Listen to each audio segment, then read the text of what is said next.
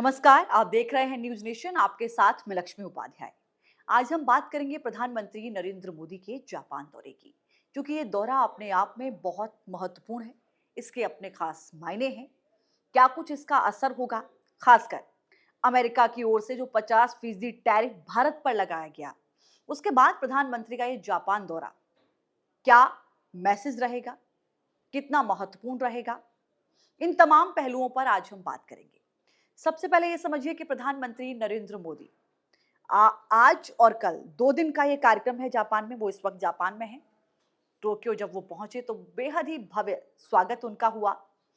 और गायत्री मंत्र, जो आप देखते हैं कि अक्सर हम भारतीयों को जब भी कुछ हम किसी भी कार्य की शुरुआत करते हैं, या फिर अक्सर आपने देखा होगा कोई शुभ कार्य होता है तो उस पर आपने गायत्री मंत्र सुना होगा। उसी गायत्री मंत्र का उच्चारण करते हुए वहां पर भारतीय परिधान में वहां के जो नृत्य कर रहे थे कलाकार, वो नजर आए और गायत्री मंत्र के साथ ही उनका स्वागत किया गया। पधारो हमारे देश, इस गाने की थीम पर उनका स्वागत हुआ और गर्मजोशी के साथ उनकी मुलाकात हुई। लेकिन अब इसको अगर आप रणनीतिक लिहाज से देखें तो ये कितना महत्वपूर्ण दौरा होगा, ये समझना जरूरी है। प्रधानमंत्री नरेंद्र मोदी इस वक्त जापान में हैं। उन्होंने जो टोक्यो में भारत जापान की जॉइंट इकोनॉमिक फोरम की जो बैठक थी, उसको थोड़ी देर पहले संबोधित किया और उसमें उन्होंने साफ तौर पर अपने भाषण में कहा कि भारत को निवेश के लिए सबसे बेहतर देश माना जाए। सबसे बेहतर देश है भारत, अगर आप वहां निवेश करना चाहते हैं। दुनिया की नजरें ही नहीं, भरोसा भी भारत पर है। भारत एक ऐसा देश है जहां पर आप पूरे विश्वास के साथ, पूरी स्थिरता के साथ निवेश कर सकते हैं। भारत में राजनीतिक स्थिरता है, अर्थव्यवस्था की स्थिरता है, भरोसे की स्थिरता है, रणनीतिक स्थिरता है। यह भी कहा जापान टेक्नोलॉजी में पावर हाउस है तो भारत टैलेंट का पावर हाउस है।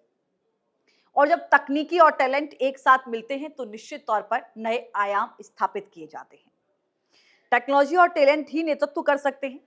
प्रधानमंत्री ने यह भी कहा कि भारत और जापान में सहयोग की अपार संभावनाएं हैं और इससे पहले भी भारत और जापान के रिश्ते बहुत शानदार रहे हैं, हमेशा से। आप व्यापारिक तौर पर भी देखें।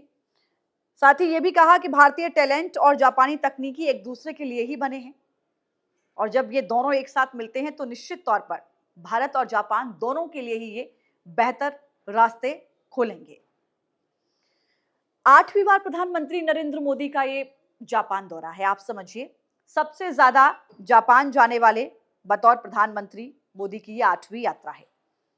स्थानीय कलाकारों ने टोक्यो के होटल के बाहर जब उनका स्वागत किया तो मैंने आपको बताया कि गायत्री मंत्र था वहां पर। और भारतीय प्रवासियों से जब प्रधानमंत्री नरेंद्र मोदी मिल रहे थे तो वो तस्वीरें आप देखेंगे तो निश्चित तौर पर आपको भी गर्व और खुशी दोनों ही महसूस कराएंगी, क्योंकि भारतीय समुदाय के जो लोग वहां पर मौजूद थे, हाथ में तिरंगा था, सैल्यूट किया जा रहा था प्रधानमंत्री को। प्रधानमंत्री सभी का अभिवादन स्वीकार कर रहे थे और 15वें भारत जापान वार्षिक समिट में वो हिस्सा भी लेंगे।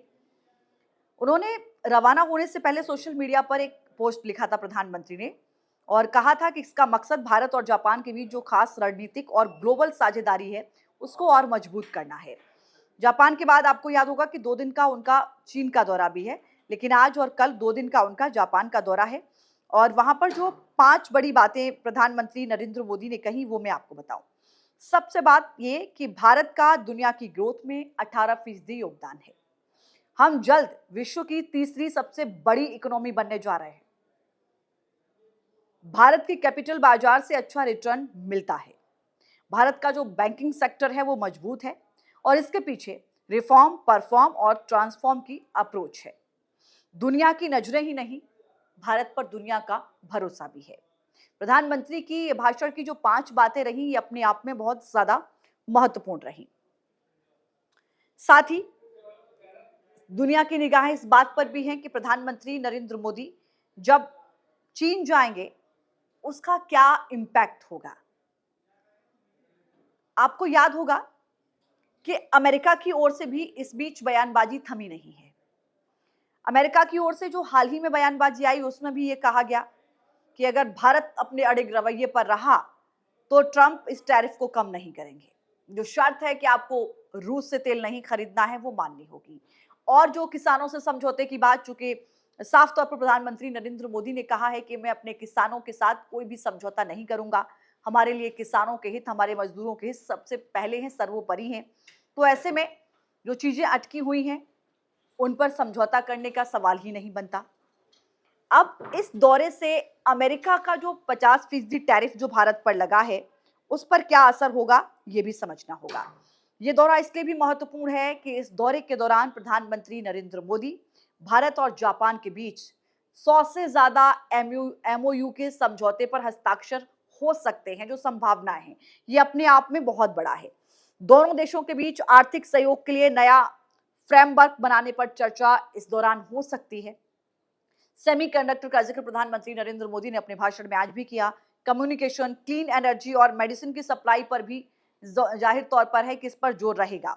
दोनों देश आर्टिफिशियल इंटेलिजेंस यानी एआई पर भी नई पहल की शुरुआत कर सकते हैं।